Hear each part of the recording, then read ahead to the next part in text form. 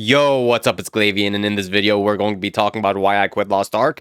Now, I actually think that Lost Ark is a really good game. I think it has good graphics. I think it has good sound design. I think it has good combat. I think it has a lot of content in it, and I think it's a really fluid game. Now, I didn't stop playing because the game was lacking in any of these ways. I think it does a lot of these things well. The reason why I quit playing the game is because of the way that the game makes me feel engaged and the way that it doesn't make me feel engaged. Now, what do I mean by that? And so I'm going to be breaking down this video into three categories. I'm going to be talking about motivation and how motivated I am to play the game, why and why not. I'm going to be talking about perception and how my perception of the game affects how I feel about it, and kind of the emotions I feel while playing the game too. And so we're going to start off with motivation. And so there are a lot of things that can motivate you to play a game or not play a game. Motivation. There are things like how autonomous do you feel while you play the game? How competent do you feel while you play the game?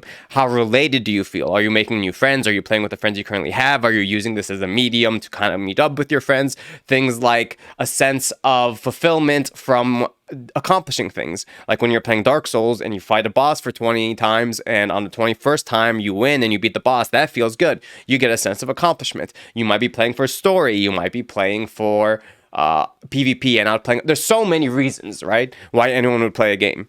And I'm going to be focusing on two big categories in this video. And the first one I'd like to call reflex flexing, right? So what do I mean by reflex flexing? You're flexing your reflexes. And this shows in PvP, right? And conquering people in PvP and beating people in PvP, you've outplayed them. You've out-reflexed them. And this also applies to PvE. Right? So you have PvP and PvE. And in Lost Ark, reflex flexing, I think, actually is done pretty fairly. So in PvP, when you go in and you do an arena, or you go in and you do any sort of PvP content, you're in a situation where your gear score doesn't matter anymore. The sense of power that you got from your gear, or your eye level, or your intrinsic power becomes equalized in a PvP environment.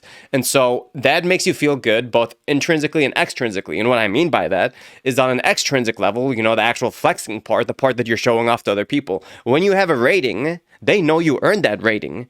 They know that that's because of your skill, not because you swipe to get. And in Lost Ark, because PvP matches and arenas are not so big, it's like 2v2 or 3v3, you're not having environments where it's like 40 versus 40 or 16 versus 16. That's on your merit. No one can really carry you through that. I mean, of course, if you have a teammate who's more skilled than you, they might be able to carry you a little bit, but you can't get so far unless all of the teammates are really skilled.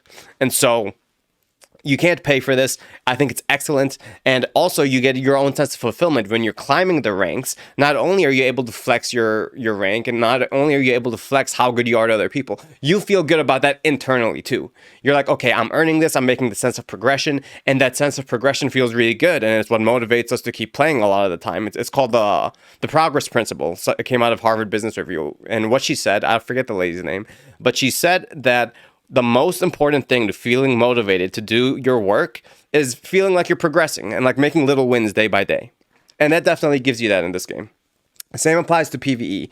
Now, this only applies at the highest end, but what ends up happening in PvE is once you get to the highest tiers and you get to the hardest raids, the same thing happens that happens in PvP. Your gear score kind of evens out. It doesn't really matter if it's higher than anyone else's. It caps. Now, while you're going through the tiers and you're progressing through it, yeah, your gear score will matter in PvE. But once you hit the cap, once you hit the highest content, it doesn't matter. And again, intrinsically and extrinsically, that feels good.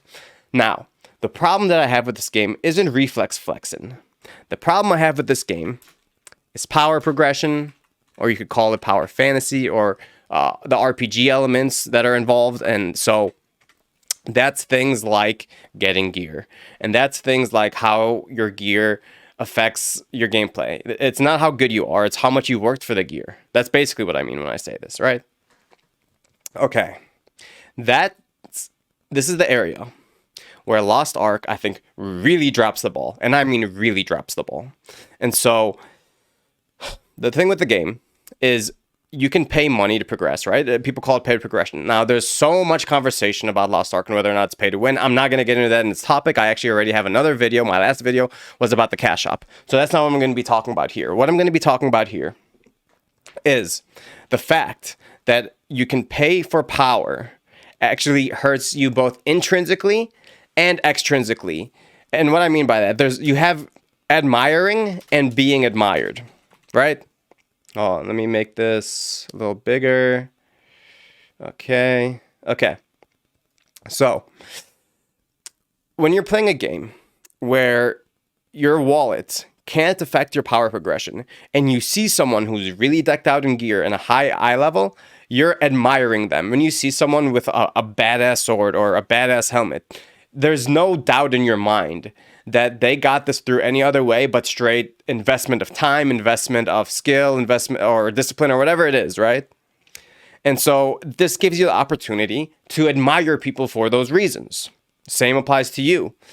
You feel like you can be admired and people can admire you because of your accomplishments. Once you can pay money, and you can in this game, once you can pay money for power, it's now up for, like, no one knows whether you earned it fair and square or not, or if you swiped for it. And so no longer are you able to admire people, and no longer can you be admired, and you kind of end up in a situation where it's kind of damned if you do, damned if you don't, if you swipe. So what do I mean by that? If you swipe, right? If you swipe, then you feel cheated. If you swipe, you feel cheated of the experience of earning it. Because you didn't earn it. You swiped, right? And if you didn't swipe, if no swipe, then what happens is you feel the weight of opportunity cost. And opportunity cost means I could have just swiped. And so you feel invalidated. Your progress feels invalidated because you could have just swiped, or someone else probably did just swipe, and it takes away from that sense of fulfillment. And it's the power progression part of this game.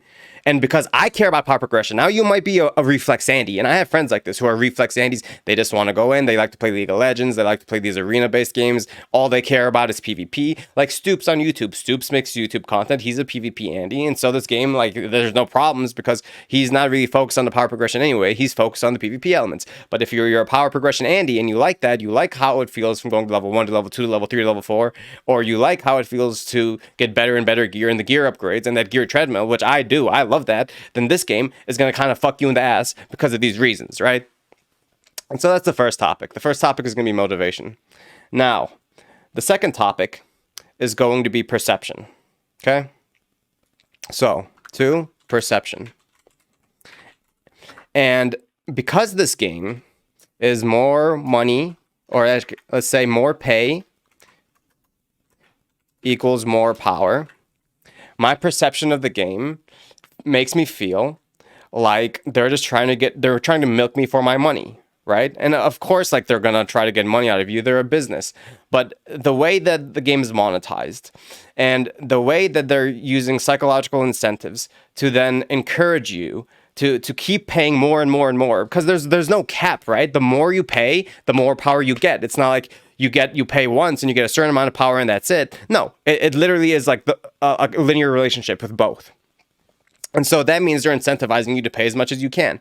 And if they're incentivizing you to pay as much as you can, I no longer feel like I'm a valued consumer. I no longer feel like I'm a valued gamer. I feel like just a flat out customer who they're just trying to get as much out of me as they can. And that perception that I have when I play the game kind of ruins the vibes. It's bad vibes. It's bad logging into a game where you feel like you're suckered. And that leads into my last and final point here, which is emotions.